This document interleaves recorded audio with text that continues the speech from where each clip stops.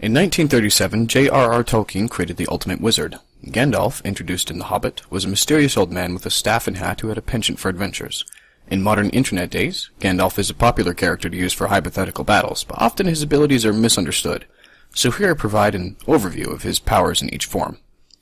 Gandalf the Grey, although the best-known version of the legendary character, is his weakest incarnation. He isn't allowed by the gods to unleash his abilities in his human-like form, although he clearly gets by. As the Grey, he possesses superhuman combat and reaction speed, can use telekinesis in combat, is strong enough to grapple with a gigantic Balrog. He can create terror auras, fire blasts, and lightning bolts strong enough to raise the tops of mountains. He can also blind opponents, block telepathic attacks, negate flame-based damage, light opponents on fire with his mind, access the words of command, a higher magic system I discuss in one of my other videos, and, most impressively, he dealt a blow to the Balrog that was strong enough to shatter the mountainside. Oh, and his durability is around mountain level as well, as shown by his duel with the Balrog. Gandalf the White is his resurrected form, when the Valar allowed him more of his true strength. This version possesses all of the powers of the Grey, but greatly enhanced. He can now react at least fast enough to magically destroy an elvish arrow moving towards him in near point-blank range. He also gained a form of potent mind control, as shown when he commanded the traitor wizard Saruman to move to the edge of Orthanc against his will. Gandalf the White is also immune to non-magical damage, and his capacity to counter or deflect magical attacks is greatly increased. His physical prowess at this point should be nearly comparable to Ose, a Maya of similar rank, who lifted the large island of Tol Eressëa from the ocean floor.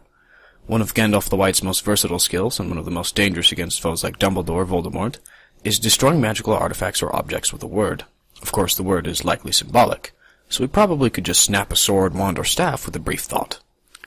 Unrestricted Maya Gandalf, or Olorin, has none of the physical weaknesses or limitations of his previous forms. He is intangible and completely undetectable by non-divine beings, but can still bring his powers as a demigod to bear should they be needed. Not being subject to physical injury is pretty nice, too, as well as being able to burn entire countries with holy fire. Even most people who've read the Tolkien books haven't heard of Cosmic Olorin, so don't feel bad. Here are the basics. Iluvatar, the omnipotent supreme being, thought the Ainur into existence. This group, the Ainur, included the gods, which were the Valar, and the angels, the Maya, including Gandalf, Sauron, and Yonwe. Then Iluvatar taught the Ainur how to create a universe. So they did, building Ea, all that is.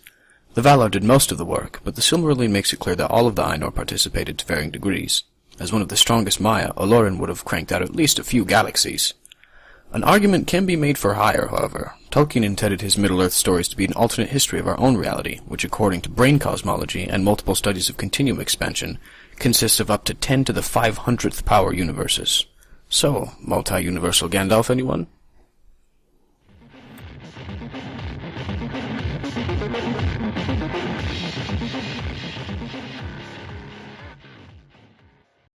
Created using Powtoon.